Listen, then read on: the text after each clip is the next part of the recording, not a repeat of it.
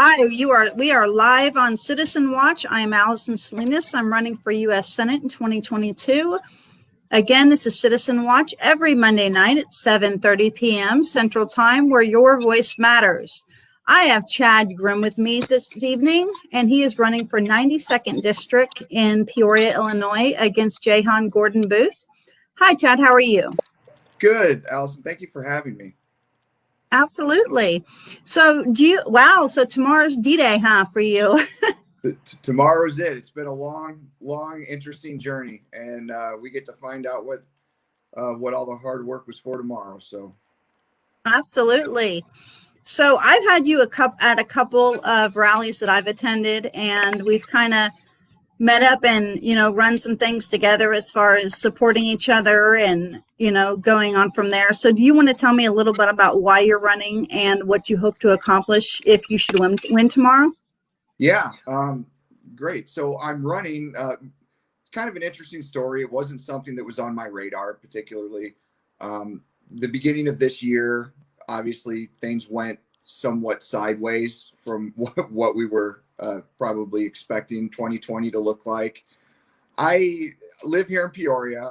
Obviously, I own a small business, and my business takes me to where I work with a lot of other small businesses.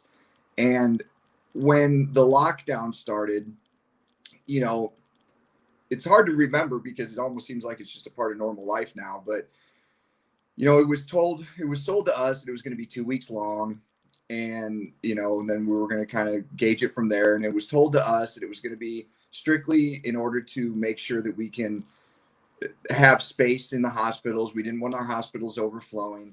That turned out not to be an issue.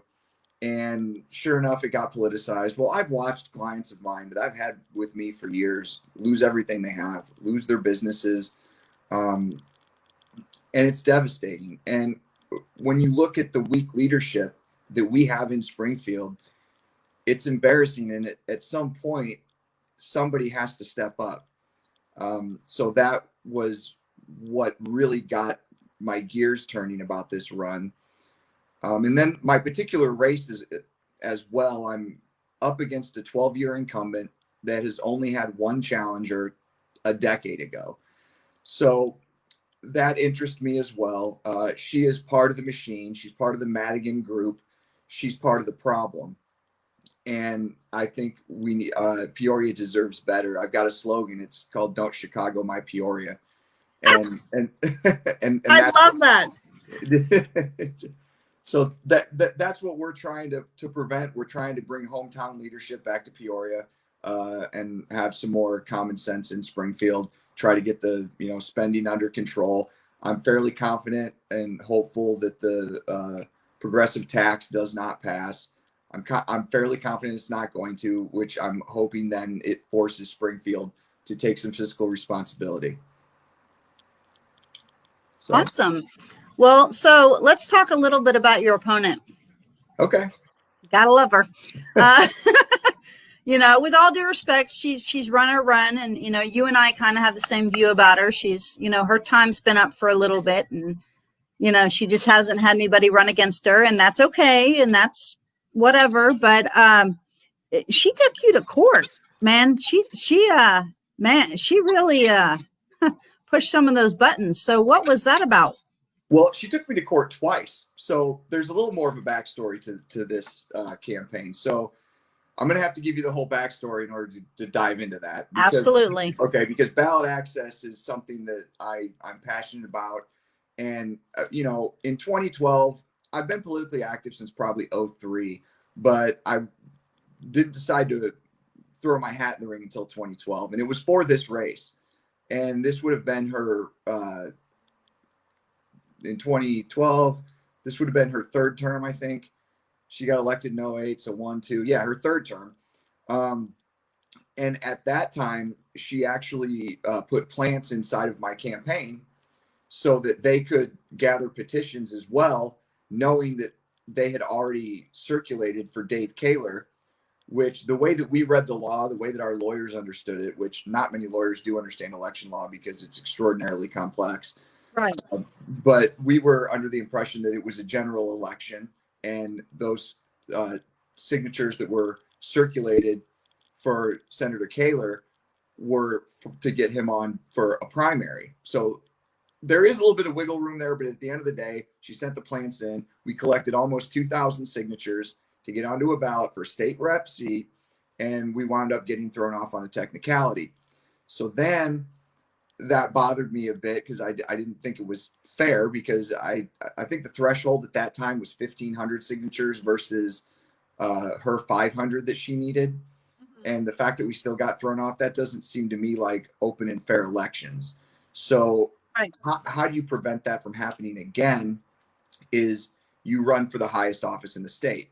And then when you run for the highest office in the state, everybody below you then gets ballot access. So I decided in 2013, I made the decision to run for governor of Illinois. And we did, and we had the most successful libertarian campaign to date. Nobody's put up numbers the way that we did. We did deliver ballot access in 71 out of 102 counties in the state of Illinois. So I do consider that a success. We grew the size of the party and the goals were achieved. Unfortunately, the Libertarian Party at the time wasn't ready to have ballot access basically across 3/4 of the state. So that's the other part to that. If you don't use it, you lose it. So we lost it again. And I started focusing more on working with local candidates. So again, running was not on my radar, but due to everything that I opened with, I decided to run again. And I'm not going to lie, I'd be lying if I said it wasn't a little bittersweet to be her next challenger, the first person she's had to challenge in a decade. And she did. She drugged me to court.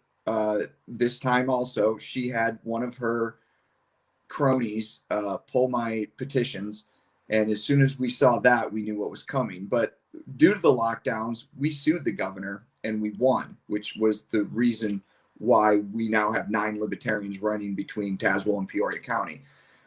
They made ballot access much easier. We knew that we were going to be able to overcome that obstacle this time around. However, what that does, and they do this on purpose, it drags out the process. So it makes it very difficult to raise money when you're not officially on the ballot.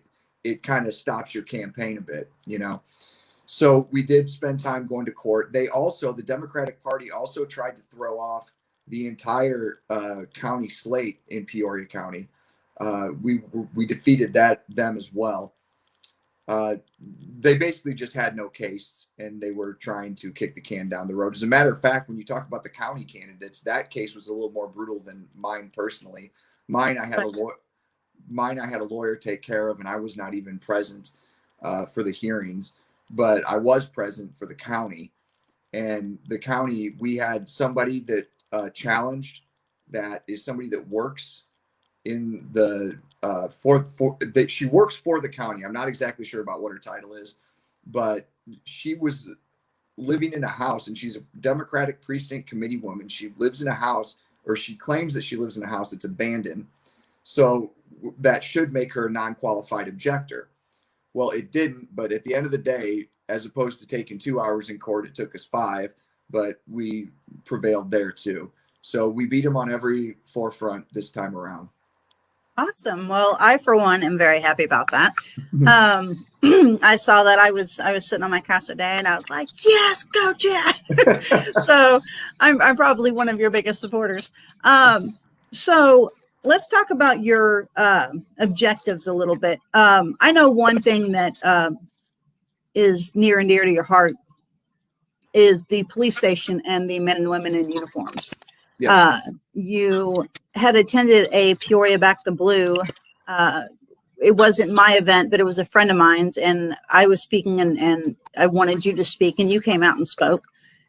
And so what do you think is going to happen after tomorrow as far as previous riots and whatnot with Back the Blue? And also, what is your outtake on what needs to be done more when it comes to our men and women in uniform? And what do you think you can do differently that Miss Booth has not? Okay. I know that's a loaded question. Sorry. Well, there's a lot. So we'll start with, and if I lose track, I'll have to ask you for the follow-up. It's okay. But, you're good. So at first, what do I think is going to happen after tomorrow? I can give you my gut. My gut says I don't think we're going to be waiting for weeks. I think it's going to. I think Trump's going to win 320 some odd electoral to Biden's about 270 or 260.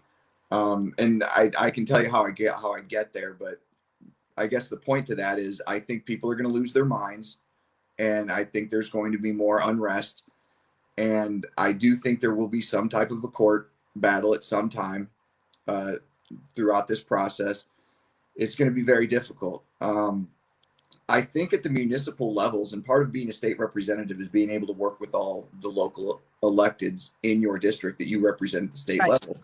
And, you know, one of the things that I would like to see here in Peoria, I mean, we keep talking about, it's very confusing when you hear certain people that are running for office that are talking about defunding the police one day, and then they say, well, it's not defunding, it's reallocation of monies. And I feel like they got emotional and they wanted to say that, and now they don't really know how to implement something like that. I personally think it's a terrible idea, because how can you advocate for more training and then talk about defunding at the same time? It doesn't make sense. It seems, you know, it just doesn't jive one versus another. If your solution is, well, they need more training, well, then they should have more money, right? I mean, that would only make sense. Right. One of the things that I would do, and one of the reasons I enjoy the fact that I'm running as a libertarian, is because I think I see solutions that a lot of other folks don't see. Because when I look at the left and the right, it's very easy to get wrapped up in the talking points on both sides of that argument.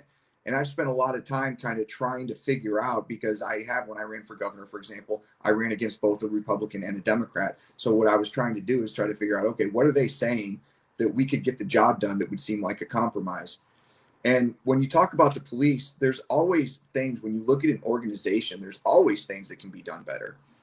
There is. But that's not the fault of the men and women in uniform. They're a product of a department, of a system. And we have to make sure that we support those individuals and that they know that we got their back, because we hope that they have ours, and they do. And one of the things that I think would be a very simple solution, I mentioned I own a small business. It happens to be an insurance agency. And one of the things that insurance agents have to carry, lawyers have to carry, doctors have to carry, would be, depending on what field you're in, it's either called errors and omissions or malpractice insurance. What this does is it makes it real simple. It takes that small percent of bad cops and it removes them, because if you can't get an insurance policy on yourself, then you can't be a police officer. It also takes the liability away from the city. So in the event something bad does go wrong, these folks can't sue the city, and the taxpayers aren't on the hook for the payout. So it does two things. It keeps all the good cops in the police department happy. It gives them a layer of protection that they otherwise wouldn't have. And it shifts the liability from the city and the taxpayer to the insurance companies. And I think that's a simple fix. And I don't think it's unreasonable to ask a police officer to carry a type of insurance that anybody that's doing a job, that if they do that job incorrectly, it can damage somebody's life or their livelihood. Again, malpractice insurance for a medical doctor, it's the same principle. A lawyer having malpractice insurance, an insurance agent having an E&O policy. And I think that's a logical and simple solution that I think everybody could get on board with. And I think that would solve a large part of the problem. Sounds realistic. Yeah. Okay, so for the second part of the question, do you remember what the question was? Or would you like me to repeat it? It's okay. Go ahead and repeat the part. Well, as far as, you know, a lot of voters, me included, when I went and voted, they look at what does this person want to do and what does that person want to do. And as far as I'm concerned, I haven't personally seen one comment one way or the other, and it may be because I don't really follow her too much, but I do try to pay attention. Right. But with Ms. Booth is, her take versus your take. What would be the difference if you won versus what she would, if she won? So what would happen on your side? So there's a couple different ways to answer that. First off, she's a career politician. In my opinion, she's the worst kind of career politician. And I don't like any career politician. But when I say she's the worst kind, it's because she's somebody that went straight from academia to government, which means she has no real world experience. She doesn't understand what happens when you do things from a business stance, when you raise the minimum wage to $15 an hour. Her vantage point, her viewpoint is only to see that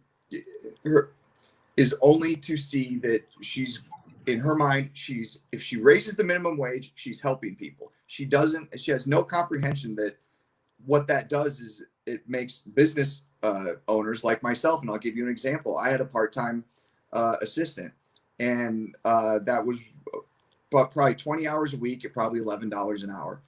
As soon as this passed, I no longer have that assistant, and I outsourced it. These are the realities that go on that a career politician, especially someone that goes straight from academia, that doesn't possibly understand. Sorry, I got alarms going off all over the place. But, so it's very difficult for her to actually comprehend what it takes to have there be good business sense for the small business. So what I would like to see done is I would like to really start looking at our physical house in Springfield. And that's one of the reasons why I'm really hoping, and I'm very confident that the progressive tax is not going to pass, because it's going to force them. Do I think Pritzker is going to raise taxes anyway? Yeah, but I think at least it's fair if it's on everybody. I don't think it's necessary. I think there's a lot of programs that we can look at. Another thing is real reform, right? So again, she's a career politician. So what she does is it's the same old solutions, if you call them solutions. Tax, spend, create more programs, keep the people that are on the South End still reliant on government services, which makes it impossible for them to create any type of wealth for themselves. It makes it impossible for them to have home ownership. And I think those are the two biggest differences between, say, the poorer white communities and the poorer black communities. And I think there's generational home ownership in the poorer white communities, and there's generational government assistance in the poorer black communities. And it's done that way by design, because the Democratic Party is pandering to them for votes. And I think it's time we have honest discussions and we put forth policies that help out our entire community. For example, what I would like to see is a tax holiday. And you'll never hear that come from a Democrat's mouth, especially Jahan Gordon Booth's. But I would like to take our top 25 poorest zip codes in the state and have a tax holiday for all new businesses that want to enter those zip codes and provide services and jobs. Because what that would do is, well, number one, create jobs. So when you have a district or a zip code that has very little industry at all, it would drive industry there. And obviously there would be localized, closer jobs. Folks could get jobs. They could, I would also like to see that mixed with the first time home buyer grant that comes from the state, just to get over that hurdle of that first down payment to buying a home. And I think there's ways we can do it, and there's cuts that we can make in order to make that a reality. Awesome. As a matter of fact, what I would probably do is I would use her own marijuana legislation to fund it. The grants, I'm saying. That wouldn't be too bad, actually. Mm-hmm. I kind of, I'm a big supporter when they did that. It's, funny story. When Pritzker first was running, and he supported the marijuana legislation, I'm a 3-time cancer survivor, so I'm huge on that. I know what that plant does for people's health. So of course I was in support of it. And I actually ran phone lines for Pritzker before I knew he was a complete moron and has lost his mind. And I can say that because that's just it. To me, it's a fact. Yeah. But he's not making very good decisions. And I probably just went on live calling our governor. That's okay. Hey, you got to say it like it is. That's exactly why people don't like Trump, is because he speaks the truth. And that's what my show is also about. And, it's about where the citizens of Illinois matter and their voice matters. So with that being said, I ran funds for him and I supported him, and I thought, wow, a guy who knows what this plant does, that's a pretty smart guy. And I was wrong. But with that tax, that would be a good thing to add to it. I often wonder, I read that 32 page or the first section was 32 pages. It was hundreds of pages, the entire legislation. But when I read it, it said, so much percent goes to schools, a certain percent goes to the roads, but I'm not really seeing any differences. So, to add it to something like that would be more beneficial. I mean, not that the roads don't matter, they do, and the schools matter, and it needs to be broken up into sections, but that's not a bad idea, actually. So we're going to talk a little bit about where you stand on taxes and different things. And you keep mentioning a business, because you own a business, and, running a state, even in Springfield, whether it be Springfield or Washington, running a state is a business, running a country is a business. And if you don't look at it like that, you're going to fail every time. That's why Trump is successful in what he does. At least that's my opinion. So, and there's so many programs that need revamped and updated and possibly removed. So where would you stand on, as far as, the biggest question is, well, if we need to fix this or do this, then we need money for that. Well, citizens instantly think our taxes are going to go up. So how would you revamp that or bring that to a voter's attention without scaring them, thinking our taxes, which are already too high, are going to be any higher? First thing I would do is I would gut the Department of Commerce and Economic Opportunity. I would gut it because it's an entire, last I checked, now I'm doing this off the top of my head, last I checked, it was hundreds and hundreds of millions of dollars a year. And what that department does is basically picks winners and losers in business. It does not allow free market capitalism to survive. So I would gut that. I would think it would be reasonable if, as in any business, is to take a 10% cut across the board to every agency. I would also look at different agencies that we have, that we also have at the state, that we also have at the federal level. We have an Illinois EPA. Why? We have a federal EPA. Why do we need duplicate bureaucracies? It doesn't make sense. We have a federal Department of Education, which is unconstitutional, but we have it. And because I'm running for a state office, I would say, let's get rid of our state Department of Education. Why do we need two? It doesn't make sense. So those are the first two things I would look at. And I would be, a fiscal hawk. My philosophy around taxes is simple. Taxation is theft. It's legal theft. They're and when they abuse it the way that they do, especially when it comes to things like Planned Parenthood, they're taking money from somebody that's earning a paycheck that a lot of those folks believe that they have a moral opposition to that organization, yet they're forced to fund it. To me, that's criminal. So I would start with to answer your question, I would start with the Department of Commerce and Economic Opportunity. I would gut that, and then a 10% cut from all departments across the board. And that's how we would start. I would generate more money through the new marijuana legislation by cutting the taxes, thus getting rid of the black market, because right now they're not doing the things that they say that they were going to do, which obviously you see people are still getting arrested because there is still a black market because the cost is so inflated through the overbearing tax. So that would be a good start. Absolutely. And, I can attest to the tax of that because a friend of mine went and shopped there and her tax was, I think, $32.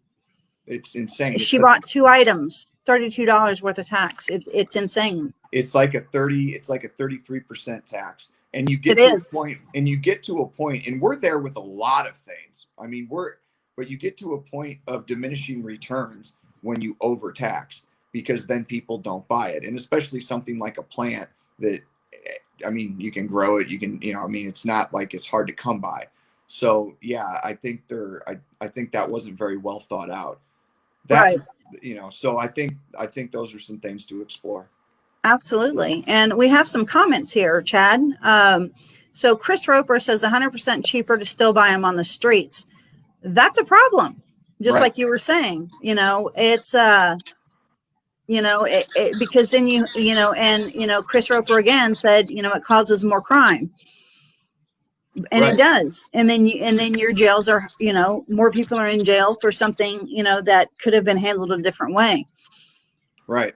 So, is there anything, we're kind of running to the end, and if anybody has any more questions, if anybody has any questions for Chad, you can chime in just a minute. Go ahead, Chad. There's one big thing, and this would be the first thing that I would tackle, is I would submit legislation to have an electoral college style voting system for governor of Illinois. And yes, and the reason I would do that is because I don't know if anybody else that's watching has noticed this, but it seems like us here downstate kind of get ignored sometimes when we have a big wig Chicago governor, which is most of the time, that spends all of their time up there fixated on that city and its problems and is ignoring everybody south of I-80. So what this would do, and as somebody that has run for governor before, I understand that you can basically take Cook County and a county or two down around the St. Louis area, and you walk right into the governor's mansion. So what this would do is every county would have electors, same as we do for president, and the popular vote of each county would get a set amount depending on population and other stuff, whatever. And then that's how we would elect the governor. So it would force them to care about the rest of the state in the same manner in which they happen to seem to favor Chicago. Well, it looks like you got an amen, Chad, from Veronica. So you definitely got some support. A couple of them are doing watch parties. I can't tell from here, so it looks like we have a low eye count, but I don't think that's accurate because I know several are doing watch parties. So from theirs, it doesn't show me. Is there anything else that, while I'm waiting for people to chime in with comments for you in the last couple of minutes here, I know you've got a big evening, I guess, to relax and try to breathe a little bit and start praying for tomorrow. But again, Chris Roper said this man is amazing. We want to make sure Chad sees the support. And is there anything else that you would like to tell the voters while we're waiting on questions? Anything else you want to talk about? Any other issues you want to address? Floor is yours. My only advice and what I'll say, because I've been having a lot of conversations as I've been walking door to door, I've come up with I have heard so many different philosophies because people are so emotional around this election right now. There's so many different ideas of how people want to apply their vote, because some people like Trump, some people don't like Trump, some people kind of like Trump because they like what he's done, but they're hung up about his demeanor. So maybe if they vote for Trump, they're going to vote all Democrat. Anyway, a lot of different theories going on about what people should be doing with their votes. What I would say is, if you live in Illinois and you've lived through this year and you've lived through these lockdowns, you've lived through this mismanagement and this poor leadership, the one thing that I would recommend, if you're on the fence about anything, get away from any incumbent. Vote them all out, because not one of them deserve their jobs. Myself as a candidate has been steering people in the direction that want to keep their business open through different lawyers. One of them, but I've got a couple of them that I've been recommending to folks. That's me as a candidate. Not one state rep, not one elected official has done that for any business. And that's absurd, because your job is to be a community leader as a whole when you're an elected official. So if there's something that you can do for your community that's not necessarily wrapped into Springfield politics, then you need to do it.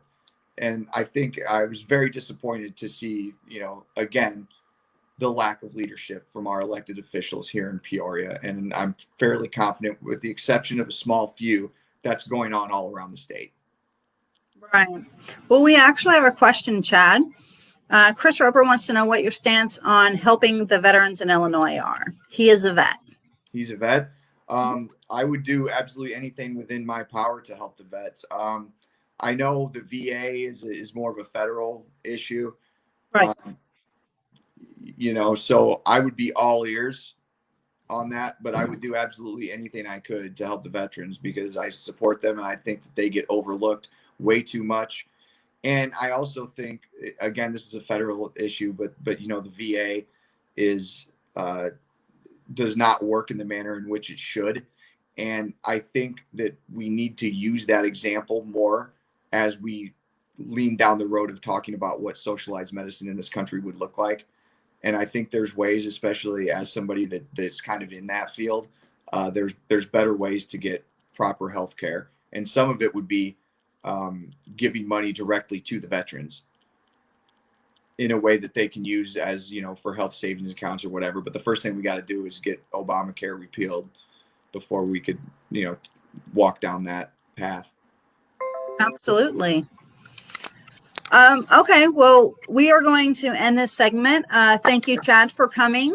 I hope you have a huge success story to blow up my phone with tomorrow. Trust me, I'll be watching.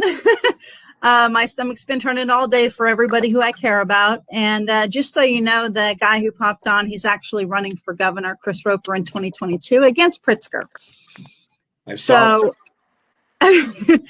I would actually, let's get this election over with, and then I'd like to meet him, because I've got some ideas. Absolutely. He will also be heading my VA if he can manage to do both jobs in 2022 when I run against Tammy Duckworth. So he's got a lot on his plate, but he's a good guy. He's a lot like you. He's got a good heart for his state and his districts. And governor would be the entire state of Illinois. But so you guys tune in next week at 7:30 on Monday night. Every week I'll have a new guest. I announce it about midweek. We're all kind of nervous about tomorrow. All I ask, and I'm sure my friend Chad will ask, everybody pray, and just no matter what happens tomorrow, you have a good heart, you put a smile on your face, you get up and go to work, and you go about your day like you would any other time. And hope and pray that we can turn the state red. At least that's the way we feel. And be kind to those who don't feel that way. So everybody have a very blessed night. Chad, thank you for coming on Citizen Watch, where your voice matters. You have a great evening. Thanks for having me.